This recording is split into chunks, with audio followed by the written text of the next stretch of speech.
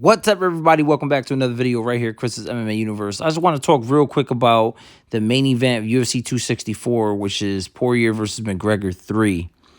And now they are 1-1 with both having wins by way of knockout, which makes it a lot more interesting than just somebody winning by decision or, somebody just kind of like referee stoppage, like a little too early, any of that stuff. So they both put each other out.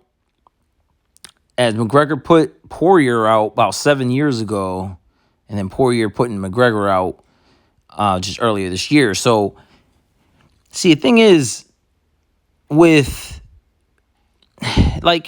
it seems a little more, on Poirier's side, because Poirier has been very active. This is, his, I would say, number one main focus besides his charity work that he does on the side. And hats off to him for doing something like that. I mean, I think it's actually really incredible. But you're only as good as your last fight. So it's looking like it's more on Poirier's side. Poirier is more in the spotlight. Because, yes, McGregor is a massive star. We all know this. But Poirier is the last one who won. And it seemed like he won a little more. It was like a little more of a dogfight almost, right? McGregor was catching Poirier, but Poirier was just taking him, just eating him. And there was no trash talk before this fight as well. So, and I'm talking about their second fight. So there was no trash talk at all from McGregor, where McGregor was, Poirier admitted himself. McGregor was in his head. He destroyed his mentally, he was just mentally drained by McGregor, and he just destroyed his mental state going into that first fight. And Poirier admitted it. He got in his head, and that was it. And he said that he was McGregor's his first test, his first real test in the UFC, and he passed with flying colors. That's when he started the whole Mystic Mac thing. He was like, I don't only knock him out, but I picked a round, stuff like that. So, it was a very, very big moment for McGregor and, a huge downfall for Poirier, because Poirier was going in there hating. He hated McGregor. He went in there way too emotional. So the second time, there was no trash talk. So when they went to the fight, they were almost like they were pretend friends or whatever was going on. There was a lot of respect going on. Not going to say that they were friends, but there was a lot of respect. So McGregor kind of came different. And, this isn't vintage Conor, right? We're all used to him talking trash, and he makes it very entertaining. So love him or hate him, he knows how to sell a fight. And, he's always been that way. But coming in on this different path where he's being very respectful, there's nothing wrong with being respectful. Nothing wrong at all. But we all know that we love the bad blood. Bad blood is always, always good going into a fight. It always sells, no matter what sport. So, especially a fight game. So, them going in there with no trash talk, it was kind of, when people actually watch press conferences with nobody throwing a punch, it's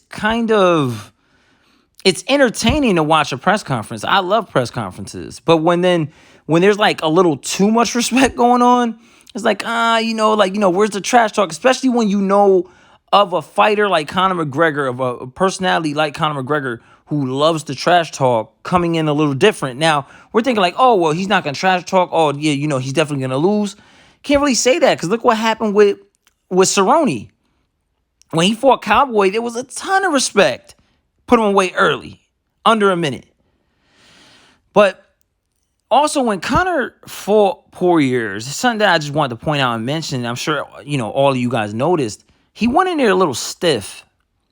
He was very loose at one, with the first fight, and very loose, especially in the featherweight division. And even when he fought Eddie Alvarez in lightweight division, he was very loose.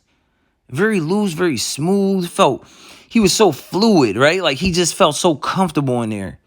Then he fought Poirier the second time, and he was very tight, very stiff.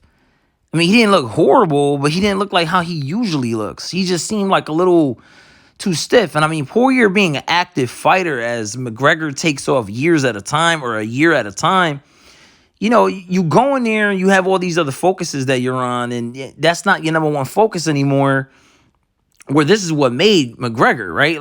Him being in a fight game, him using his mouth to get his way, and, stuff like that. But now he's kind of, he has his mind in different directions, and we all understand that. I understand that. But with Poirier going in there, I mean, he got a lot better from when they last fought. And what I mean is he got a lot better from the first fight. And then he's still growing. He's still progressing. I mean, this is his number one focus, him in the fight game. And like I said, besides his charities. But I don't see McGregor going in there and just falling as if he's just going to get destroyed by Poirier. But I feel like Poirier has a ton of heart, and I don't think he's just going to back off on McGregor, because the first time was a big, big mental game.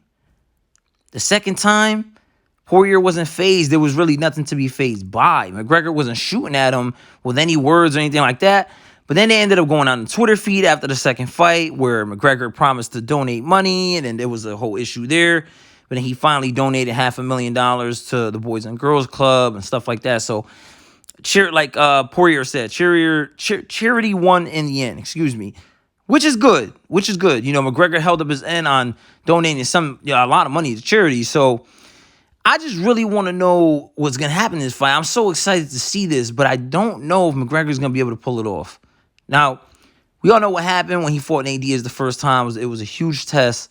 Then he came in the second time, and yeah, he won by decision. Some people are saying he didn't, but, ultimately he got the nod. So maybe he could do the same here, but I really want to see a finish by one of these men to put this whole thing to bed. But I'm just hoping it is very exciting. I'm not going to leave a prediction here, but I don't know if McGregor is going to be able to get it done. I really don't know. I really want to know what you guys think. Is Poirier going to go in there with tremendous heart and put McGregor away again, or is McGregor going to put Poirier away again? I really want to know what you guys think. Please let me know in the comments. Make sure you like, subscribe, tap the bell so you don't miss any of my upcoming videos, and I'll see all you guys in the next one.